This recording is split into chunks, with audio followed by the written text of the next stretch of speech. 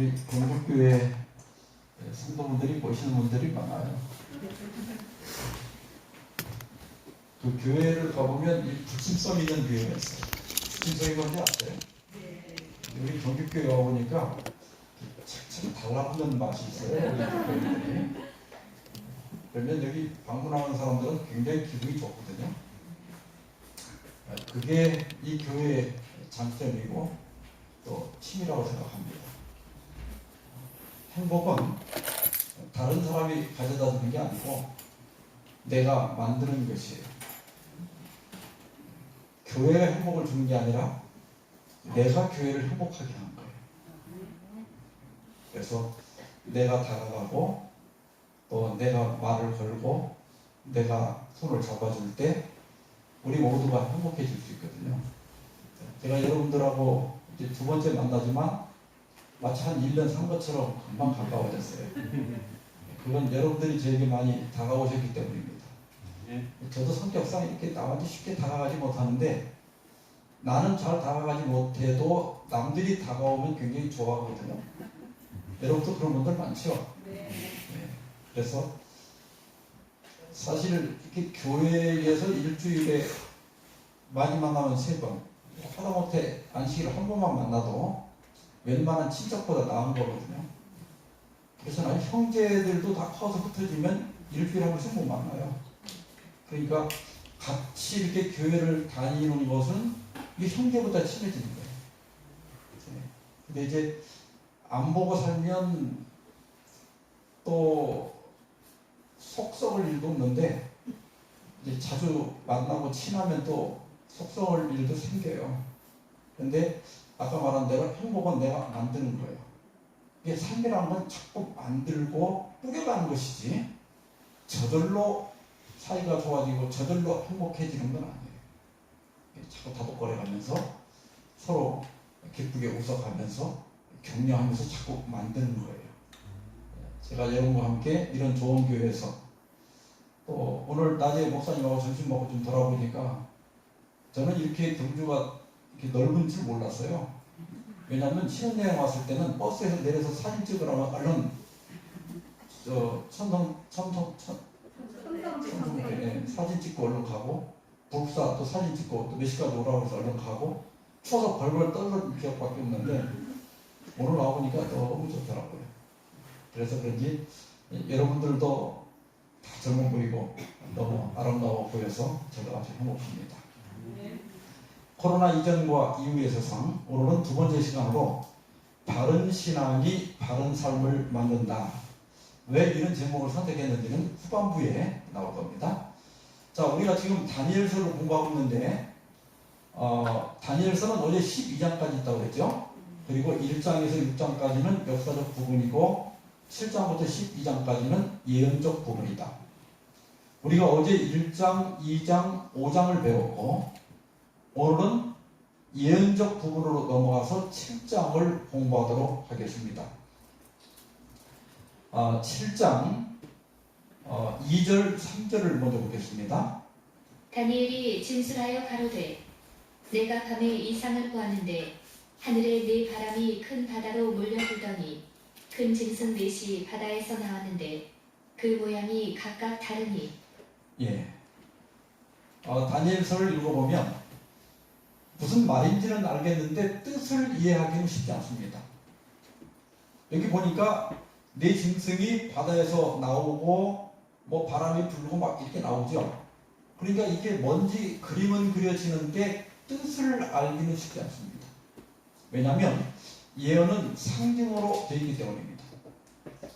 그러면 이 상징을 멋대로 풀 것이 아니라 이 상징을 푸는 열쇠들이 있습니다. 자, 먼저 이 열쇠를 잘 기억하셔야 다니엘서를 쉽게 해석할 수가 있습니다. 먼저 바다는 백성과 무리들을 상징합니다.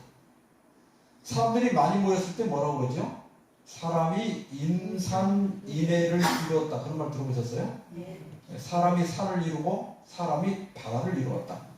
그래서 우리나라도 많은 사람이 모였을 때 바다처럼 많이 모였다. 이런 말을 쓰고 또 성경에서도 그런 표현들을 쓰고 있습니다. 그 다음에 바람은 전쟁, 투쟁, 하나님의 심판을 상징합니다. 옛날 그 소설 같은 거 읽다 보면 풍문이 있다 이런 말 가끔 나오죠. 그러니까 구름이 일거나 바람이 부는 것은 전쟁에 대한 상징으로 많이 쓰입니다. 그 다음에 아까 네 마리 짐승이 나온다고 그랬는데 이 네 짐승은 네 나라 혹은 네 왕이라고 그랬어요. 나라나 왕들을 상징한다는 걸 알 수가 있습니다. 그 다음에 머리는 또 왕.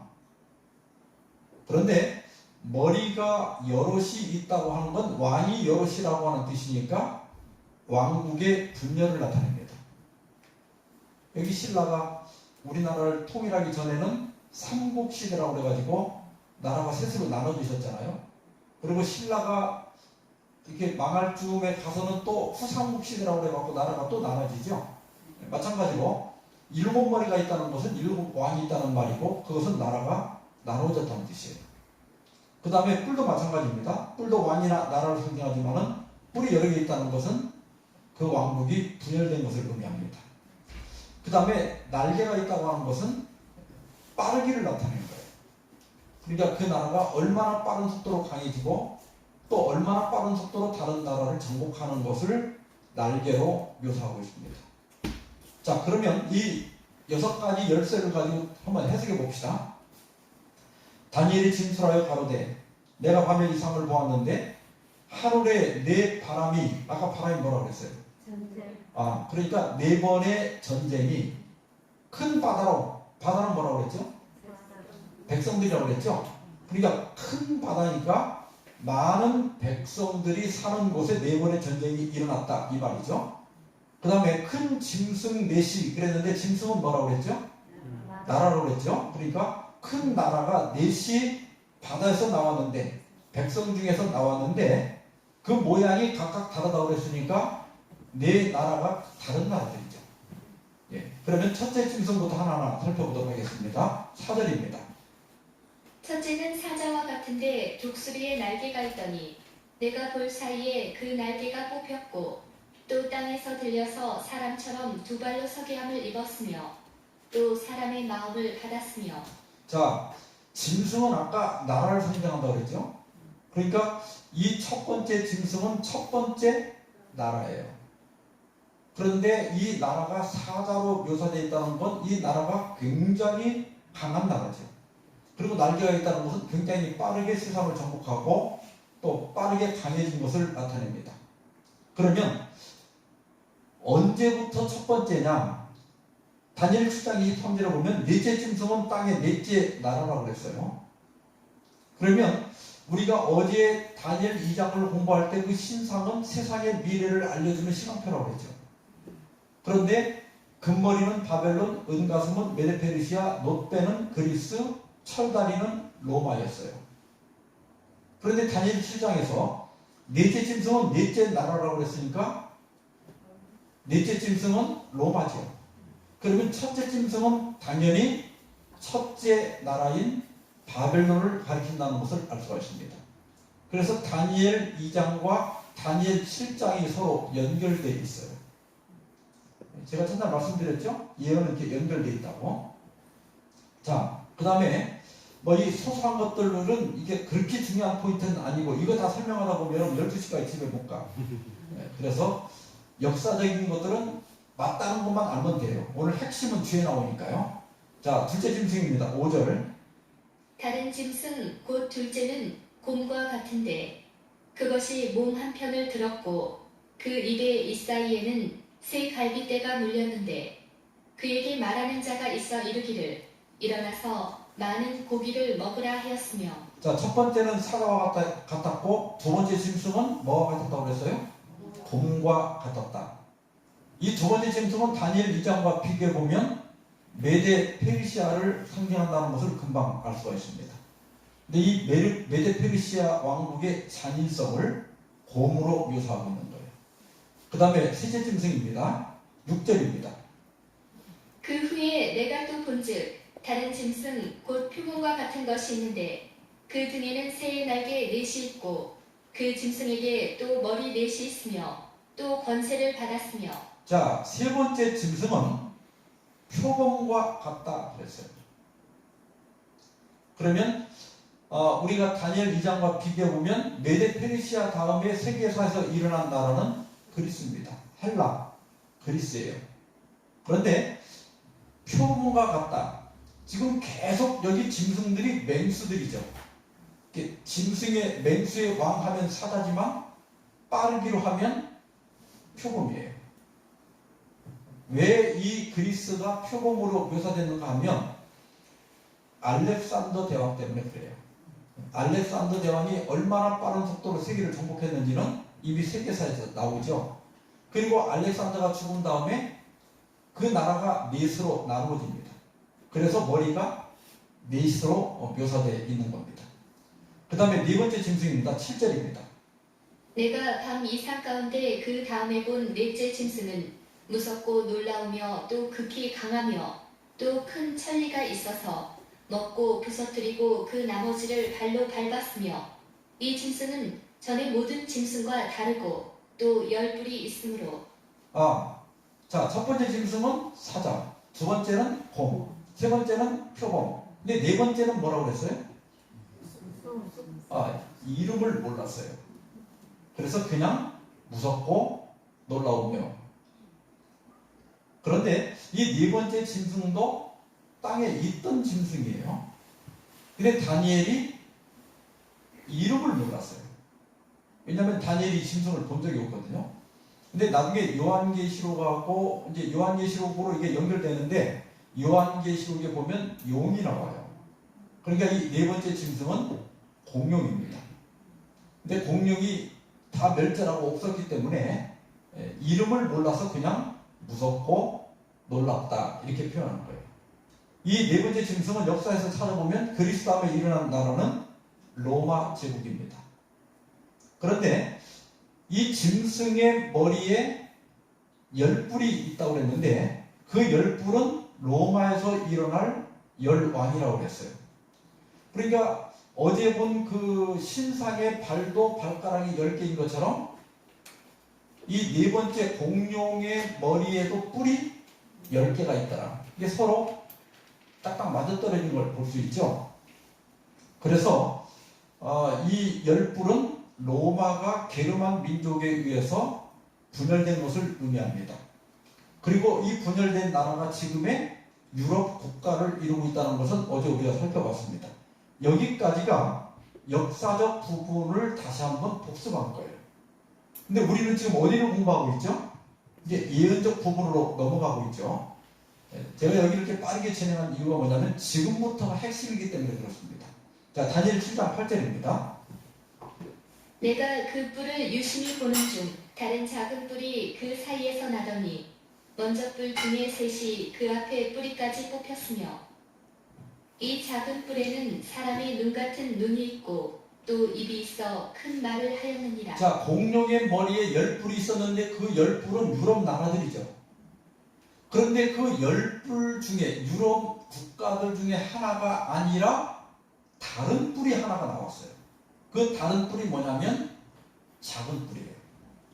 그런데 이 뿔이 계속 작은 게 아니라 이 뿔이 점점 커집니다. 그리고 이 뿔이 하는 일이 25절에 이렇게 묘사가 되어 있습니다.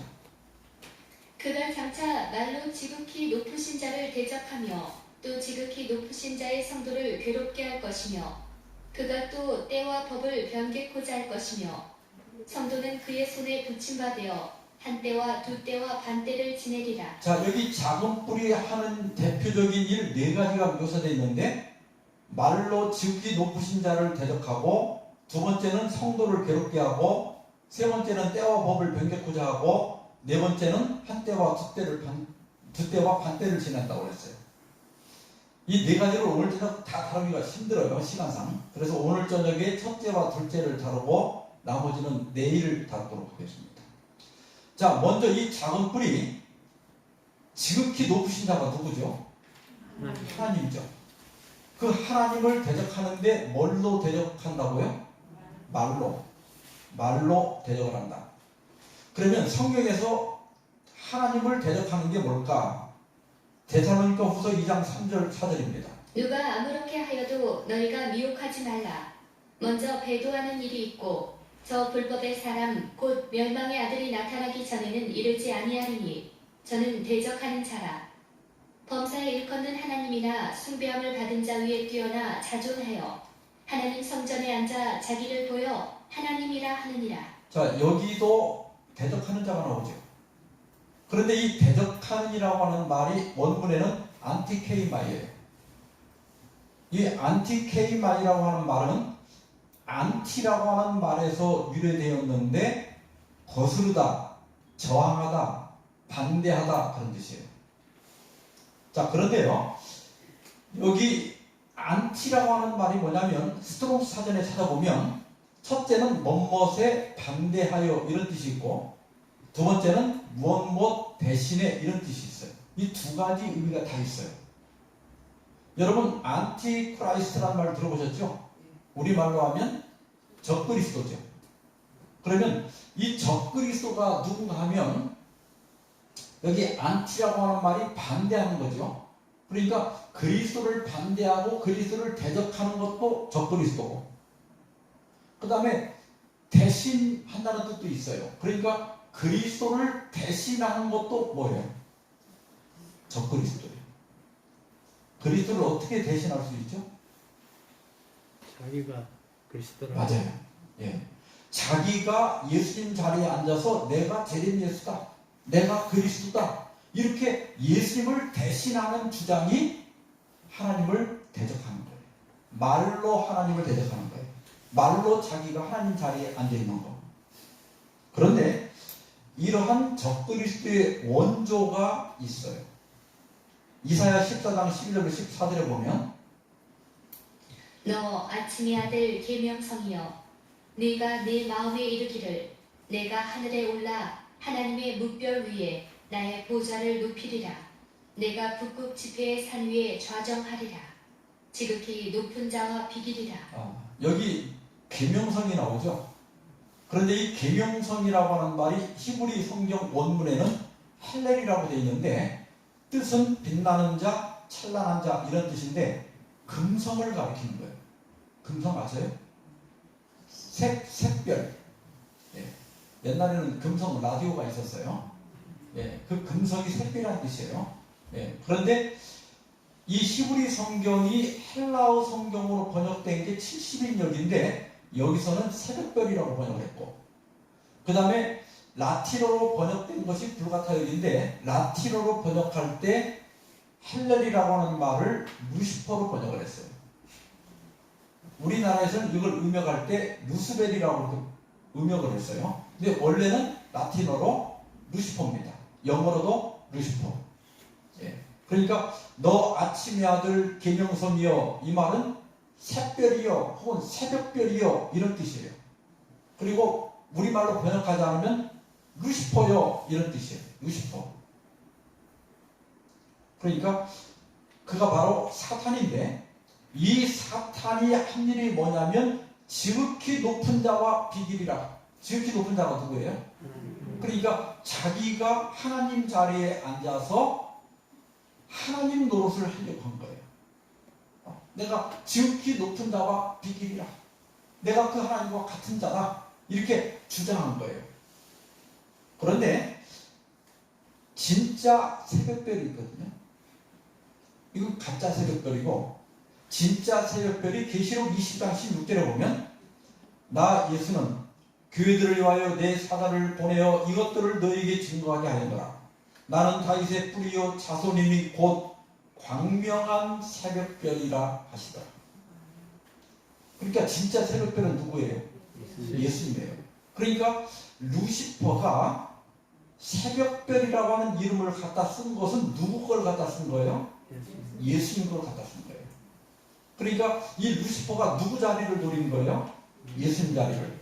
그러니까 적그리스도가 이 땅에만 있는 것이 아니라 하늘에서 루시퍼가 예수님 자리를 차지하려고 하다가 쫓겨났다는 뜻이에요. 이해가 됩니까? 네. 진짜 새벽별은 예수님이다. 그래서 계시록 10장 9절에 보면 큰 용이 내어 쫓기니 옛뱀 곧 마귀라고도 하고 사탄이라고도 하는 온 천하를 꿰는 자라. 땅으로 내어 쫓기니 그의 사람들도 저와 함께 내어 쫓기니라 그랬어요. 그러니까 이 지상에 사탄이 진짜 있어요. 마귀가 진짜 있어요. 귀신이 진짜 있어요. 근데 그 귀신이 죽은 사람의 혼이 아니라 하늘에서 쫓겨난 타락한 천사들이에요. 여기 마귀라고 하는 말은 원문에는 디아볼로스인데 헐뜯는 자.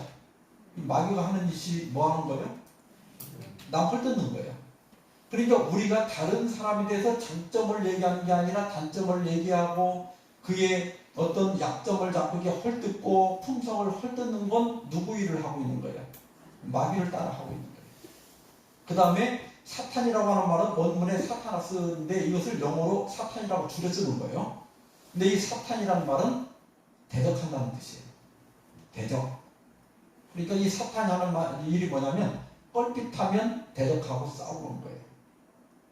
그래서 오히려 최소한 그리스도인이 되려면 예수님의 제자가 되려면 두 가지는 하지 말아야 돼. 물론 십계명도 범하면 안 되지만 우리가 일상적으로 많이 범하는 것이 남 헐뜯는 거. 남의 단점을 얘기하고 남의 나쁜 점을 얘기하고 뒤에서 흉보고 그 다음에 대적하는 거. 싸우는 거 하지 말아야 돼. 원수 맺지 말아야 돼. 웬만하면 뭐 친하게는 안 지내도 왼수는 짓지 말고 살아야 돼. 그럭저럭 사는 게 최고예요. 이것이 그리스도의 삶이에요. 그런데 이 대적하는 자가 하는 일이 아까 말씀드린 것처럼 하나님 성전에 앉아 자기를 보여 하나님이라 하느니라. 그러니까 우리가 하나님 자리에 앉는 순간 누구 일을 하는 건가 하면 누구를 따라가는가 하면 사탄의 자리를 따라가는 거예요. 하나님 자리에 앉는 것. 여러분 이것은 이 정신은 사탄을 따르는 자에게서는 언제나 나타나요. 그 하와가 에덴 동산에 있을 때 뱀이 그 선악과 먹어도 안 죽어. 그러면서 뭐라고 그랬죠? 네가 그걸 먹으면 누구처럼 된다고요? 하나님같이 된다. 그 말 속에 이미 이 사상, 이 뱀이 지금 누구 걸 갖다 얘기하고 있는 거예요? 사탄의 얘기를 하고 있는 거예요. 그러니까 성경에서뿐만 아니라 우리 일상생활 가운데서도 누구든지 하나님 자리에 앉는 것은 누구의 자리에 앉는 것이다? 뭐가 되는 거예요? 하나님을 대적하는 거예요. 그러니까 이 작은 뿔이 첫 번째 하는 일이 말로 지극히 높으신 자를 대적한다고 그랬는데 이것이 뭐냐면 하나님 자리에 앉는 거예요. 근데 이것을 우리가 교훈적인 측면에서 본다고 하면 가족 관계에서도 하나님 자리에 앉을 수 있고 대인 관계에서도 하나님 자리에 앉을 수 있고 종교적으로도 하나님 자리에 앉는 적그리스도가 있을 수 있다는 거예요. 먼저 가족 관계에서 우리가 어떻게 하나님 자리에 앉을 수 있는가? 자, 다음 예시들이 가정폭력일까 아닐까? 1번 배우자 간의 얘기예요. 친구들을 만나지 못하게 했다. 2번 친정이나 시댁 식구와 연락하거나 만나지 못하게 하였다. 항상 어디에 있는지 꼭 알려고 들었다. 무시하거나 냉담하게 대했다. 이성과 이야기를 하면 화를 냈다. 바람을 핀다고 자꾸 의심하고 비난했다. 병원에 가야 할 때는 허락을 받도록 하였다. 이 중에 가정폭력에 해당되는 게 몇 번일까요? 1번. 전부 다.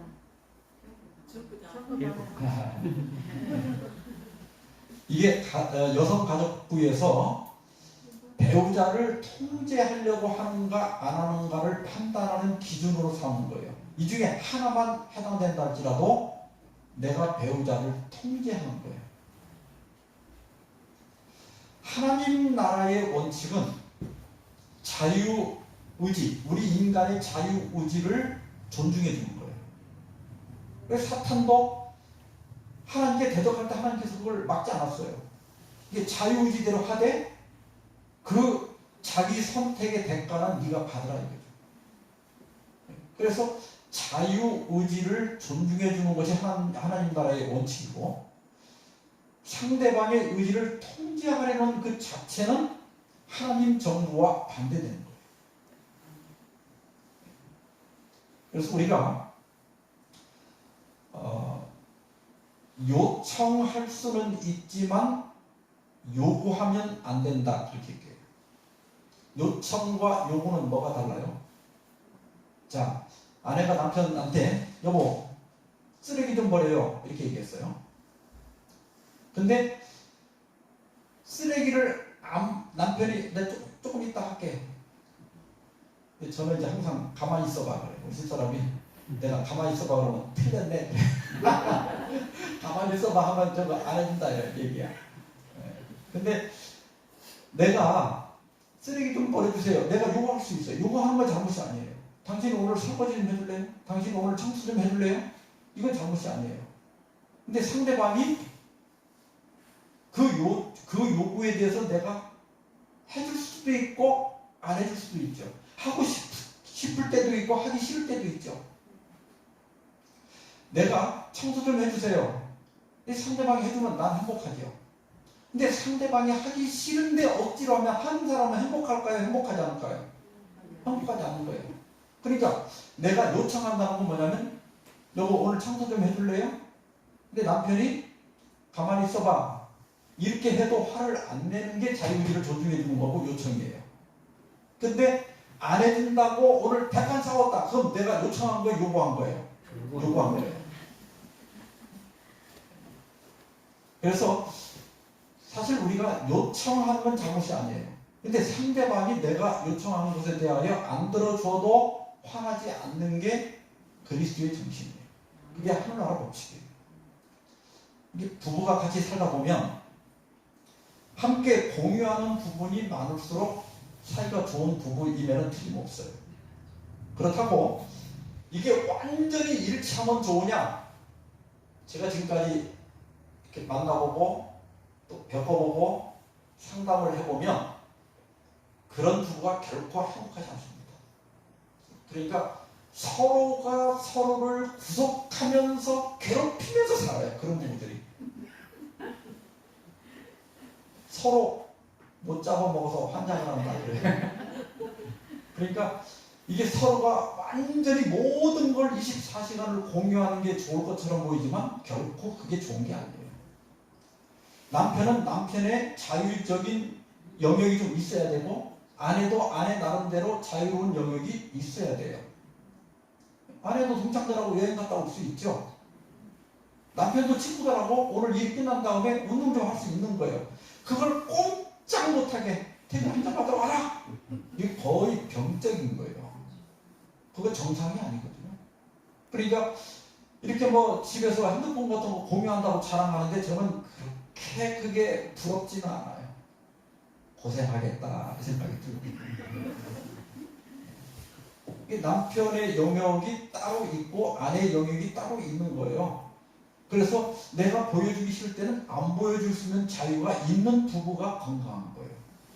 근데 다 까. 내 핸드폰 까. 그래서 그 매일 누구하고 전화했나 누구하고 카톡했나 보는 거 이게 결코 건강한 부부가 아니에요. 그리고 이건 하나님 나라의 그 정신은 아니에요. 사탄의 나라의 정신. 남을 통제하려고 하는 거. 그래서 웨인 나이어 박사는 결혼에 충실하겠다는 이유로 배우자를 지배하려지 말고 독립성을 인정하라. 지나친 의존은 지배와 복종을 낳고 궁극적으로는 부부관계를 와해시킨다. 부부가 대부분이에요. 다 그런 건 아닌데 대부분 반대로만 합니다. 그래요? 여러분 가정도 그래요? 네. 저는 방 안에 있는 걸 좋아하고 저희 집사람은 돌아다니는 걸 좋아해요. 근데 집사람이 이제 여보 오늘 좀 잠깐 산책 좀 할래요? 근데 나는 나가기 싫은 거예요. 근데 안 나가면 삐져 이제. 그럼 내가 할 수 있게 따라가야지. 그러면 집사람은 행복한데 나는 불편하단 말이에요. 그러니까 남에게 불편을 주는 게 하나님 나라의 정신은 아니에요. 그러나 요구할 수는 있죠. 내가 오늘 좀 같이 가고 싶은 거야. 그러면 의사를 물어볼 수 있지만 상대방이 싫어 그러면 혼자 가면 되거든. 사람 옆에 있다고 내가 뭐 업어주기를 하나 옆에 따라갈 뿐이잖아. 그냥 혼자 가는 거하고 별 상관이 없는데, 이게 어느 정도 이제 남편도 아내를 의지하고 아내는 남편을 어느 정도는 의지하게 돼 있어. 그러니까 둘이 사는 거야. 그러나 지나친 의존은 지배와 복종을 낳는다 이거예요.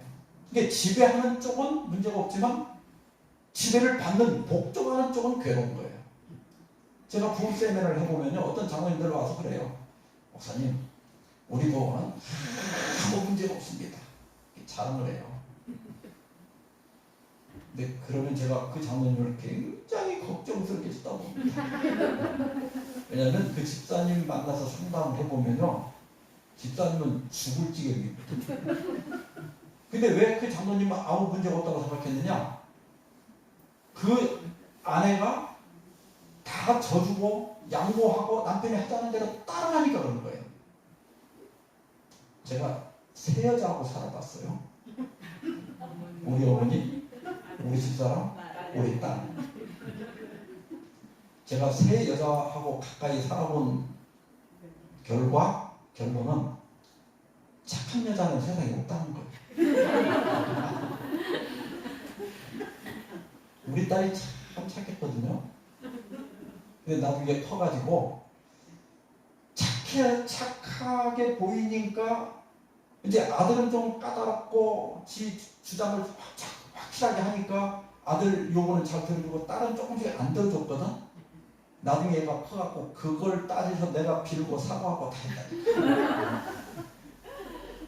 여러분, 이 세상에 통제받고 무시당하는데 괜찮은 여자 없어요. 그러니까 남편하고 이거 괜히 얘기했다가 싸움이 커지니까 참고 사는 거지. 이 세상에 어떤 바보가 아닌 이상 통제받고 무시당하고 그렇게 하는데 좋아하는 여자가 어디 있어요? 그렇게 하는데 행복할 여자가 어디 있어요? 그렇게 남편은 지 마음대로 할 소리 다 하고 하고 싶으면 다 하고 사니까 자기는 아무 문제 없지. 그러나 아내는 죽을 지경인 거야. 아내는 지옥에 사는 거야. 그러니까 우리가 정말 하나님 나라에 산다면 서로 이렇게 지배하고 통제하지 않아야 돼요. 찔리는 사람 있어요? 찔리면 하지 말아야 돼요. 마릴린 퍼거슨은 아무도 다른 사람을 변하도록 설득할 수는 없다. 우리는 누구나 단지 내면에서만 열 수 있는 변화의 문을 지키고 있다. 논쟁이나 감정적 호소에 의해서는 다른 사람이 가진 변화의 문을 열 수 없다. 그러니까 내가 강요해서 그 사람이 변하는 게 아니에요. 자기 스스로 변하지 않는 한 밖에서 다른 사람이 나를 변화시킬 수는 없다는 거예요. 우리 여자분들 음식해주고 남편들이 맛있다 그래야 기분 좋죠. 근데 제가 오늘 이게 좀 짜네 이렇게 하면 우리 어머니나 우리 집사람이나 그 소리 했다고 난리야. 애써서 했구만 또 그거 맛있게 안 먹고 짜네 시끄럽게 해뜯는다고. 우리는 아버지를 아버지라도 못 부르고 짜다고도 못하고 사는 게 남자들이야 이게. 근데 짠 거 싫어하는 사람 보고 그냥 먹으란다고 짠 거 좋아지지 않아요. 그렇게 사람 성격이 내가 강요해서 변하는 게 아니야. 그러니까 내가 같이 나가서 오늘 좀 산책할래요? 싫어. 그 싫으면 어떻게 고쳐? 안 고쳐지는 거야. 그러니까 우리가 의사를 물어볼 수는 있지만 상대방이 싫어하면 혼자도 산책할 수 있어야 돼요. 그래야 서로 행복할 수 있어. 그리고 상대를 살면 살수록 배우자를 바꾸려고 하면 안 돼요. 칼 로저스는 저녁 노을을 있는 그대로 즐기라 그랬거든요. 여러분, 저녁 노을을 이렇게 다 있는 그대로 즐기지 노을을 바꾸려고 하는 사람이 있어요? 사람도 같이 살아보니까 변해 안 변해? 여러분, 결혼한 지 한 3년 정도 됐으면 이렇게 사람을 바꿔보려고 노력하는 게 이해가 돼. 3년 해봐서 안 되면 이건 이제 안 되는 거예요. 근데 80이 넘어도 싸우는 사람이 있어요. 바꾸려고. 내가 없는 얘기 하는 게 아니라 우리 아버지 어머니가 그랬으니까. 예. 그래서 제가 아버지 어머니를 모시고 살면서 이렇게 보면서 좋은 건 배우고 또 안 좋은 건 난 저렇게 하지 말아야 되겠다. 그런 생각을 하면서 살았어요. 그러니까 결혼한 지 3년밖에 안 되면 뭐 싸워가면서 자꾸 상대방한테 이런 요구하고 저런 요구하는 거 이해가 되지만 3년이 넘었으면 빨리 안 되는 건 안 된다는 걸 빨리 인정해야 돼. 그리고 나머지는 포기하고 살아야 돼요. 그냥 팔자려니 하고 살아야 된다니까. 이 말 들으니까 막 또 속 터지려고 그러는 사람이지. 그런 사람들은 팔자가 훤해. 이제 80까지 싸워. 이제 죽기 일주일 전까지 싸워. 이게 바보짓이거든요. 그러니까 저 사람이 할 수 있는데 안 해주는가? 할 수 없어서 못하는가를 잘 판단해갖고 저건 안 된다. 그럼 빨리 포기해버리는 것이 지혜로운 거예요. 자, 그 다음에요. 우리가 대인관계에서도 하나님 자리에 앉을 수 있어요. 로마서 14장 10절에 내가 어찌하여 네 형제를 판단하느냐 어찌하여 네 형제를 업신여기느냐 우리가 다 하나님의 심판대 앞에 서리라. 우리말은 이렇게 되어 있지만 헬라어는 조금 독특하게 되어 있어요. 그래서 제가 그 원문 거의 그대로 번역을 하면 그러나 너는 이게 너가 맨 앞에 나와요. 너를 확 강조했어요. 너는 왜 너는 너의 형제를 판단하는가? 바로 너! 왜 너는 너의 형제를 무시하는가? 이렇게 되어 있어요. 그러니까 다른 사람을 판단하고 무시하는 사람을 바로 지적하는 거예요. 너 왜 그렇게 하나? 왜 우리가 다른 사람을 판단하거나 무시하면 안 되는가 하면 우리가 다 하나님의 심판대 앞에 설 사람이기 때문입니다. 우리는 재판장이 아니고 나나 너나 다 뭐예요? 하나님의 심판대 앞에서 심판받을 사람들이에요. 그러니까 우리 중에 누구도 다른 사람을 판단할 만한 사람이 없습니다. 예수님께서 뭐 나가라 뭐 이런 말 이렇게 하지 말라고 그랬잖아요. 그게 무슨 말이냐면 갑질하지 마라. 그게 그 군대 상관이 이 경례 안 하는 부하를 다붙일 때 쓰는 말이에요. 그 원래 헬라어에서 쓰던 단어가. 이게 갑질하지 마라. 그리고 다른 사람을 바보라고 하지 마라. 아이고 저 미련한 놈.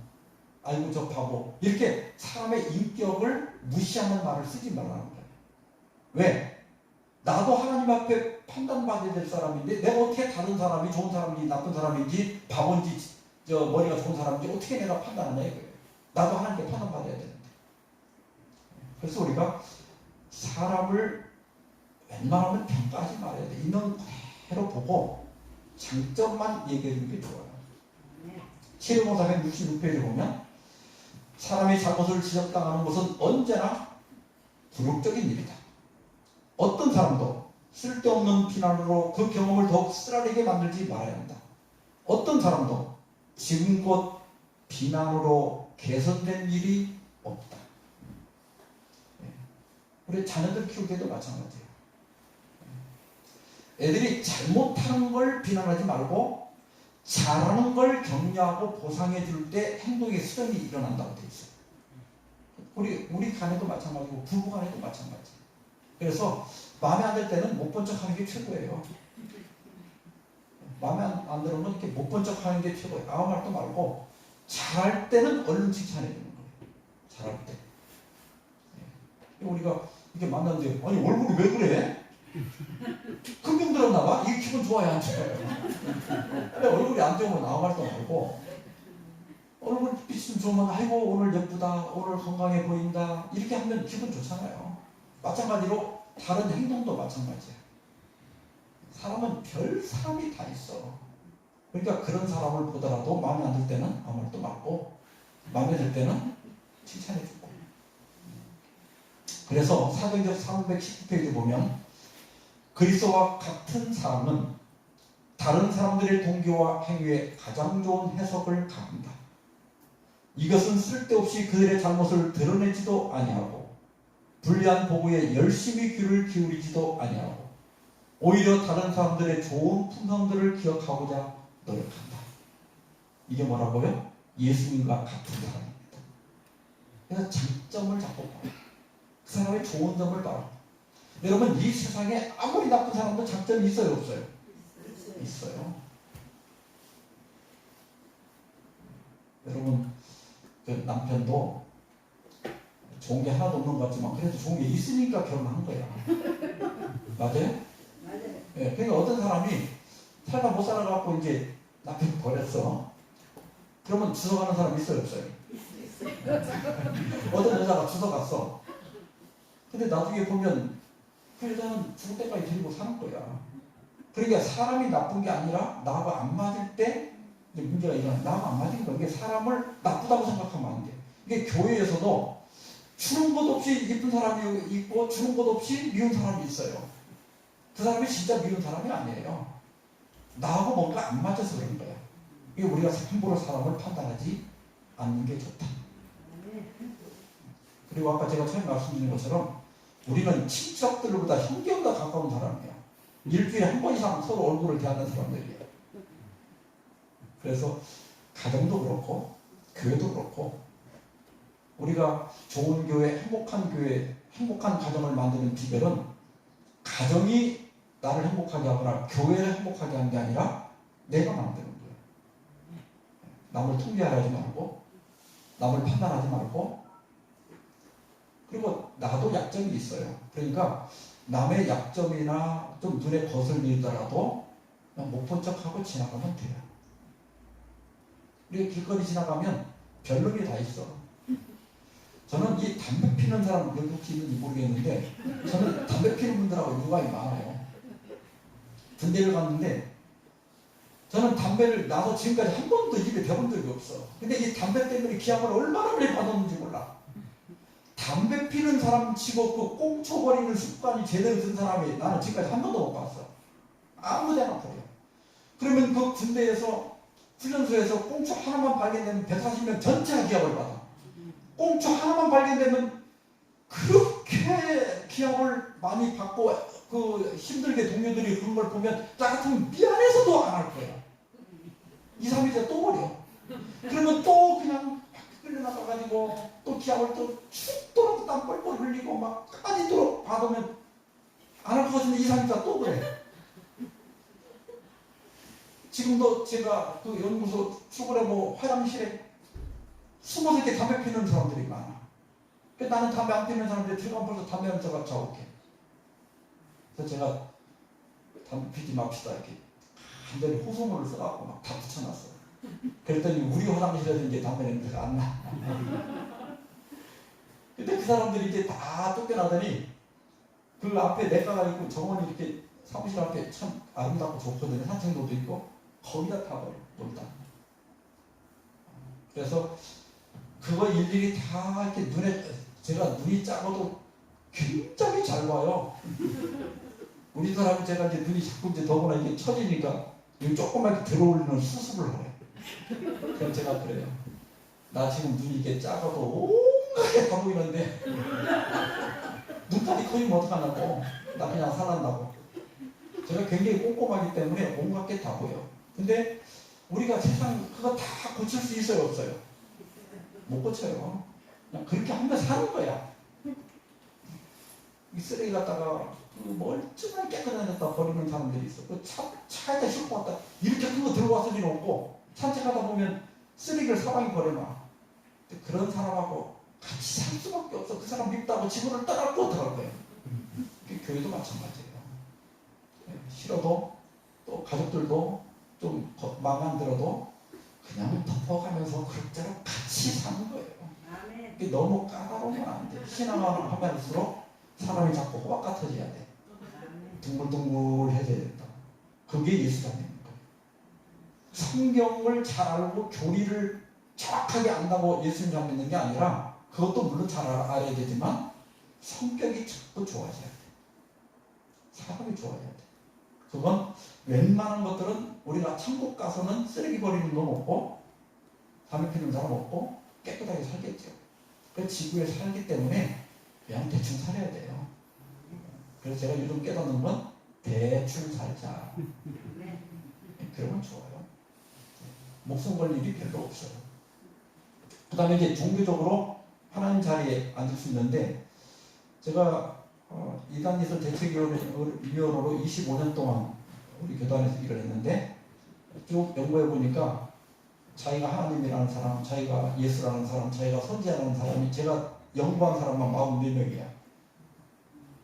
맞죠? 예. 그런데 이런 사이비들만 그러는 건 아니고, 세계적으로 공인받는 종교 중에서도 하나님 자리에 앉는 제도를 가진 교회가 있어요. 교황, 신부 이 말들이 이게 교환이라는 말이 영어로 포프라고 하는데 그리스어의 아버지라는 뜻에서 왔다. 그러니까 포프라는 말 그 자체가 아버지라는 뜻이에요. 그 다음에 파더 하면 우리가 중학교 다닐 때 파더가 뭐 지금 요즘 초등학교 때 배우죠. 아버지라는 뜻이잖아요. 근데 이게 정칭으로 쓸 때는 신부예요. 신부님을 실제 파더라고 불러요. 수녀님은 영어로 뭐라고 그래요? 마더라고 그래요. 그러니까 우리말로 하면 어머니잖아요. 그러니까 마더 테레사 그 앞에 어머니란 뜻이에요. 그리고 이 우리말로도 신부 할 때 이렇게 귀신 신자 한문으로 신하면 하나님이라는 뜻이거든요. 그러니까 신부님은 하나님 아버지 그런 뜻이에요. 그러니까 제가 신부들을 여러분 이렇게 미워하라는 말이 아니고 그 사람을 정죄하는 게 아니고 신부님은 그분은 예수님 믿는 착한 사람이죠. 그러나 그 제도가 잘못됐다 이 말이에요. 교환이라는 제도, 신부라는 명칭을 사용하는 것 이게 잘못됐다. 왜냐하면 예수님께서 마태복음 23장 9절에서 땅에 있는 자를 아비하지 말라. 너희 아버지는 하나이시니 곧 하늘에 계신 자십니다. 여기 아버지라고 하지 말라고 해서 땅에 있는 자를 아버지라고 부르지 마라 이 말이 아니라 사람을 아버지 하나님 자리에 앉히지 마라. 그리고 그를 하나님이라고 부르지 마라 이런 뜻이에요. 그래서 이 카톨릭이 가진 그 제도는 분명히 잘못된 것이다. 하나님 자리에 앉는 것은 누구도 안 된다. 그건 우리가 관계에서도 안 되지만 명칭으로도 그런 명칭을 쓰면 안 된다. 자, 그 다음에 두 번째로 지극히 높으신 자의 성도를 괴롭게 할 것이며 그랬는데요. 가인이 아벨을 죽인 이야기 다 아시죠? 그런데 가인과 아벨은 형제간이었죠. 그리고 가인도 하나님을 믿는 사람이었죠. 가인도 제사를 지냈죠. 맞아요? 그런데 제물만 달랐어요. 그러니까 아벨을 죽인 사람은 남이 아니라 같은 하나님을 믿는 사람이에요. 그런데 아벨은 100% 순종하는 사람이었고 가인도 100% 불순종이 아니에요. 99%는 순종을 했어요. 근데 1%가 달랐던 거예요.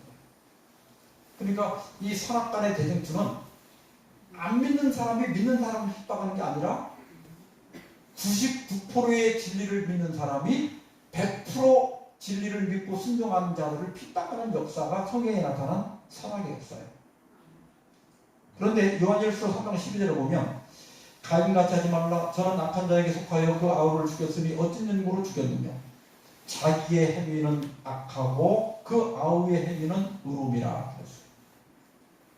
그러니까 악한 사람이 의로운 사람을 핍박하는 역사예요. 왜 그랬을까요? 이 시기 질투 때문에 그런 거예요.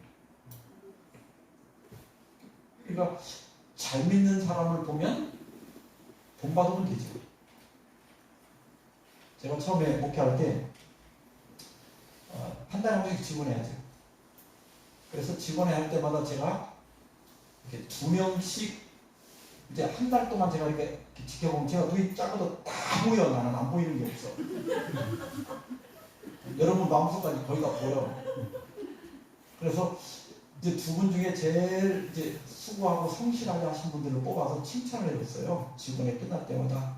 지난 한 달 동안 안무희 집사님이 참 이러이러한 일들을 하셨는데 너무나 수고하셨다고 우리 박수 한번 치자 이렇게 하고 때론 선물도 줬어요. 한 3번 했더니 저보다 한 5살 많은 그 여집사님 계셨거든요. 그분이 이제 직원회 끝나고 사택으로 가는데 저를 따라오시면서 제 등을 이렇게 치면서 그래요. 우리 목사님은 여자 심리 좀 알아야 돼.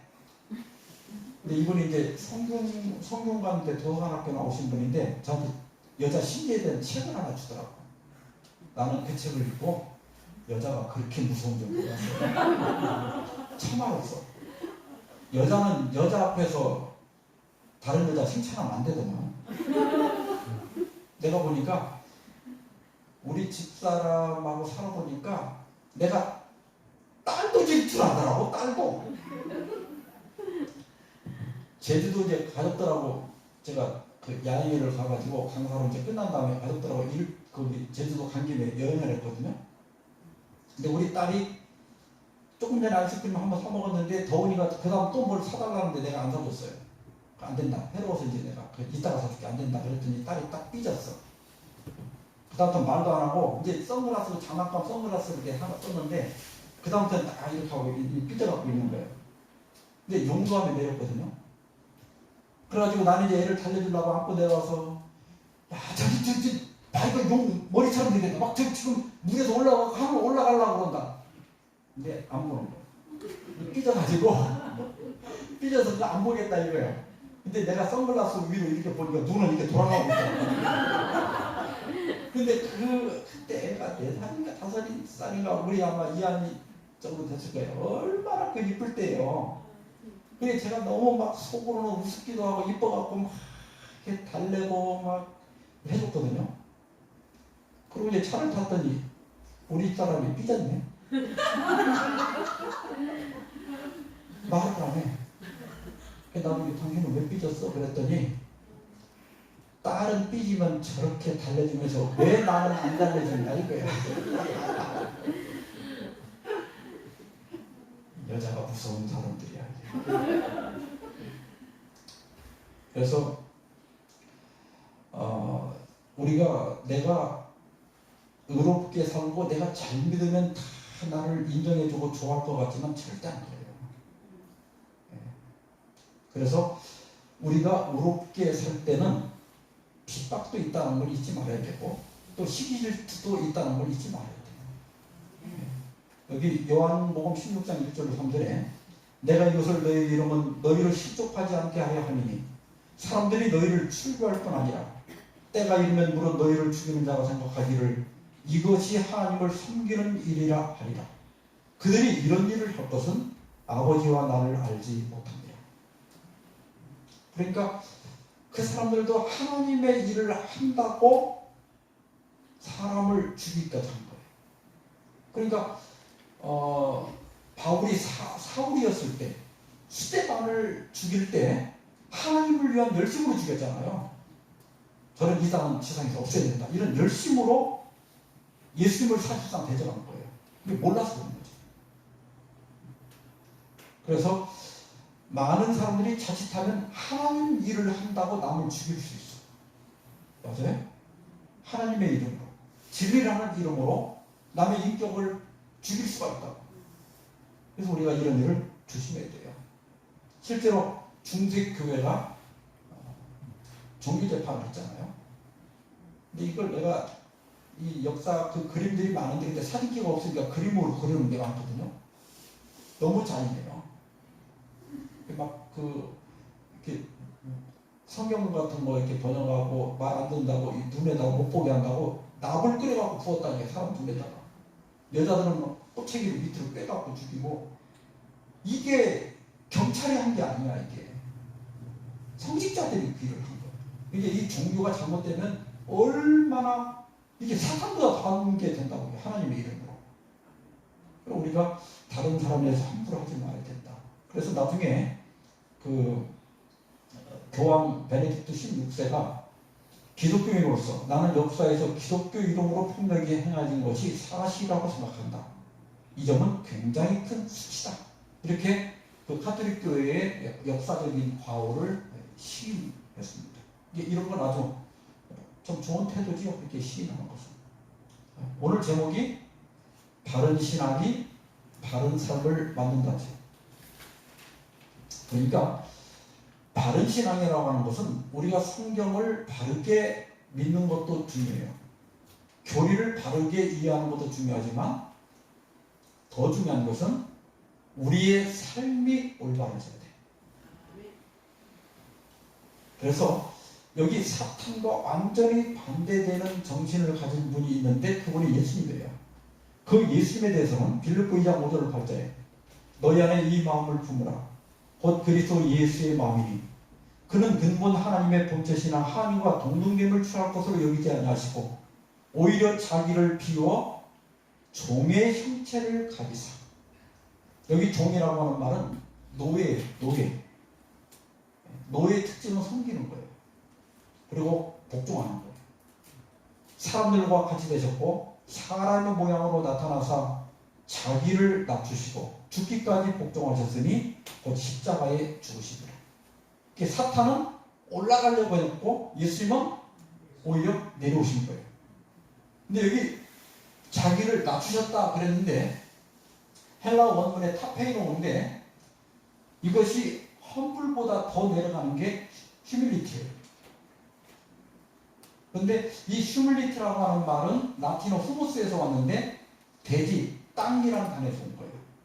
그러니까 겸손이라고 하는 것은 머리를 허리까지 숙이는 것도 겸손이 아니고 무릎까지 숙이는 것도 겸손이 아니고 진짜 겸손은 뭐야?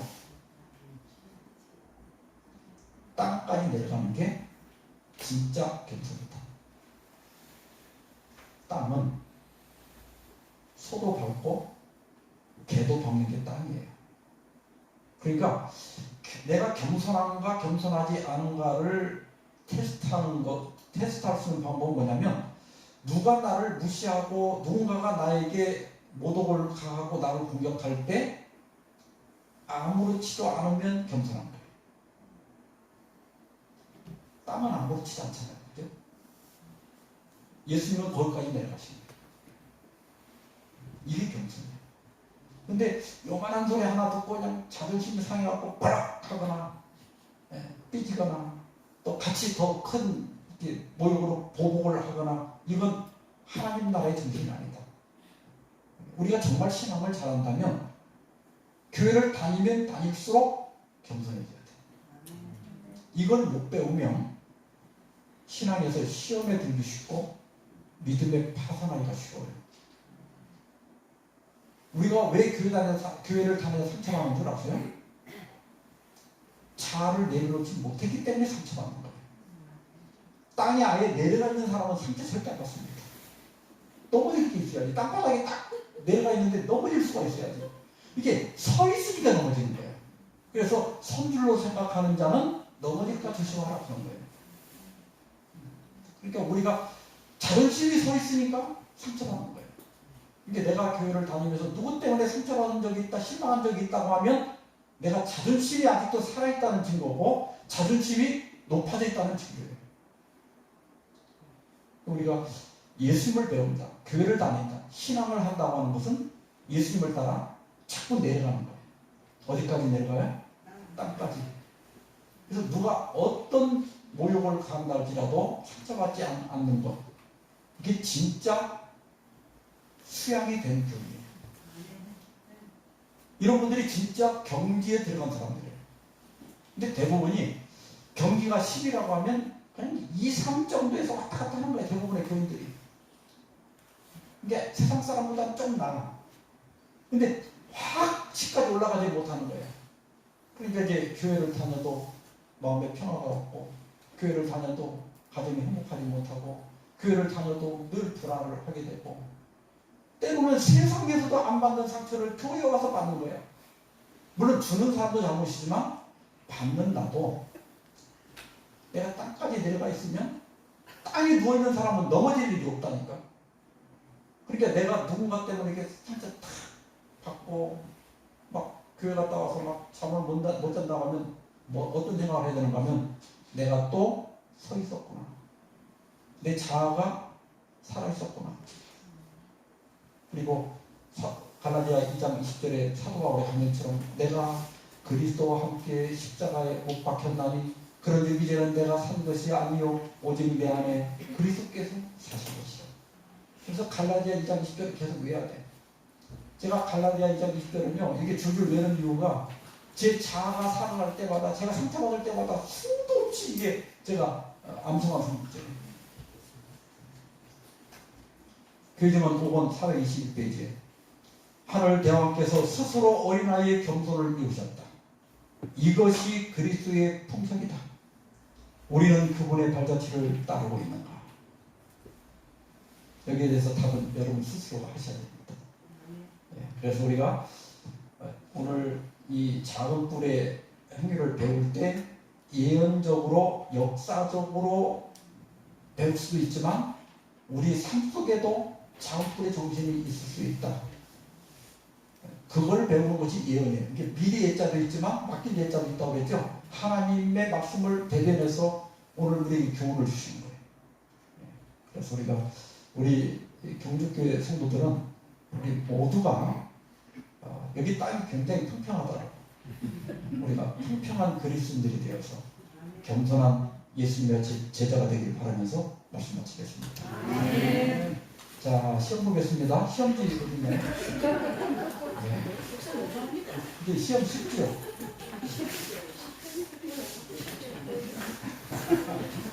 이제 이 시험 보는 목적이 이제 복습하려고 하는 거예요.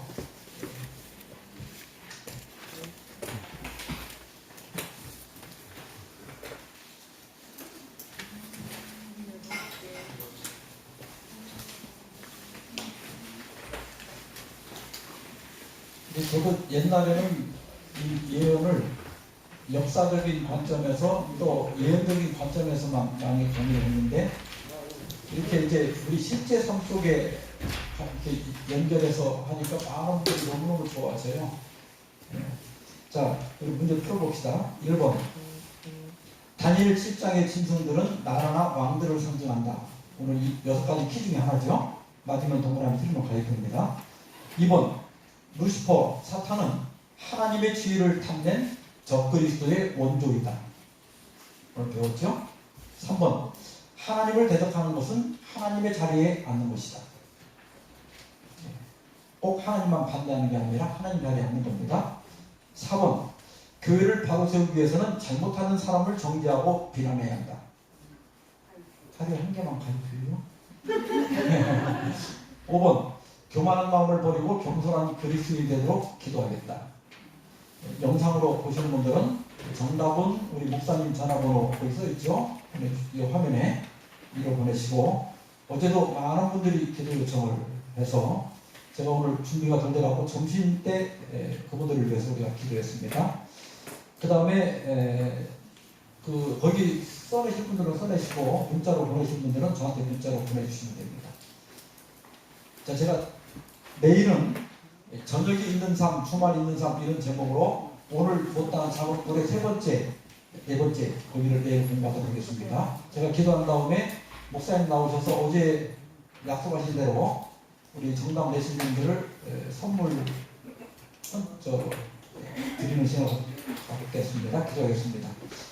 자비하신 주님, 오늘 예언을 통하여 역사적으로 나타난 적그리스도, 또 우리의 삶 속에 나타난 적그리스도에 대하여 생각해 볼 수 있도록 인도해 주셔서 감사합니다. 아멘. 주님, 우리가 역사적으로도 잘못 가르쳐 온 교리들이 있거나 또 종교가 있다면 그것을 경계하고 떠나야 하지만 우리의 삶 속에, 우리 가정에, 또 우리 대인관계 속에, 또 우리 교회 안에 그러한 정신들이 조금이라도 있다면 우리가 그것들을 다 극복하고 물리칠 수 있도록 도와주시고, 우리가 교회를 다니면 다닐수록 정말 낮아지시고 겸손해지신 예수님을 따라가게 도와주셔서 우리 모두가 예수님을 닮게 하시고, 우리가 이 교회를 찾을 때마다 이곳에서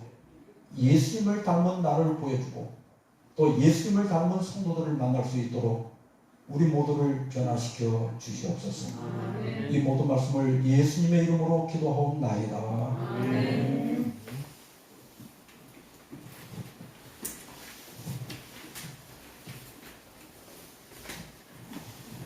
네, 오늘 귀한 말씀 주신 목사님께 우리 감사의 박수로 우리 마음을 감사합니다. 우리 오늘 그 최진열 선생님 오셨다가 지금 나가셨나요? 예, 오셨는데 전화 받고 계시네. 진심으로 환영하고요. 아마 여기 안 보여서 모르실 텐데 지금 1층에는 그 지금 이한이랑 같은 유치원에 다니고 있는 그 학부형이랑 아이들이 같이 있어요. 어제도 선물했고 오늘도 선물을 했습니다. 우리 있다는 거 여러분들 보이진 않지만 네, 알아주시면 감사하겠고 우리 최준 선생님 예, 오셔서 진심으로 환영합니다. 네, 그러면은 우리 예원이가 어디 있죠? 네. 내일 이제 시험 치러 준비하러 가죠? 내일. 그죠? 그래서 내일 아마 못 볼 것 같아서 우리 여기 뭐가 있냐면은 잘 붙으라고 엿을 가져왔습니다. 네. 엿 받으시고 파이팅 하십시오. 네. 기도 여러분들 아침 저녁으로 기도하실 때 꼭 좀 네, 우리 예언님을 위해서 기도해 주시면 감사하겠습니다. 자, 그러면 우리 어제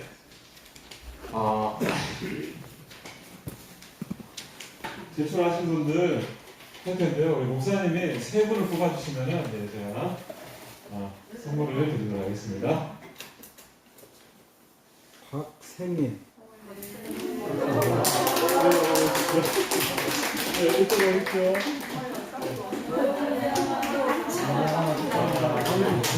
네.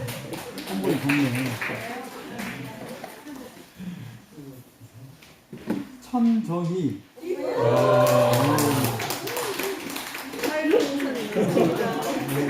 이러시는 것인데. 그다음 마지막. 교회 다니면 재밌어요. 왕정. 1층에 있습니다. 이렇게 네, 1층에 갖다 드려야겠네요. 네, 좀 이따 갖다 드리도록 하겠습니다. 우선 세 사람 너무 적습니다. 내일 또 있잖아. 너무합니다. 내일 또 있고요. 네, 내일 또 좋은 게 있습니다. 내일도 빠지지 마시고 꼭 참석하셔서 여러분들 받아가시면 되겠습니다. 마지막 날에는 자동차가 있을 수도 있어요.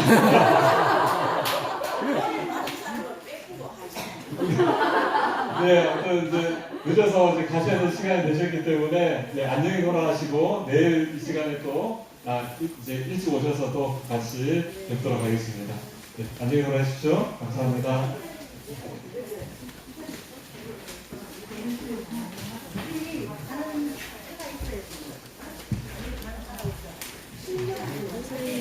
네, 감사합니다.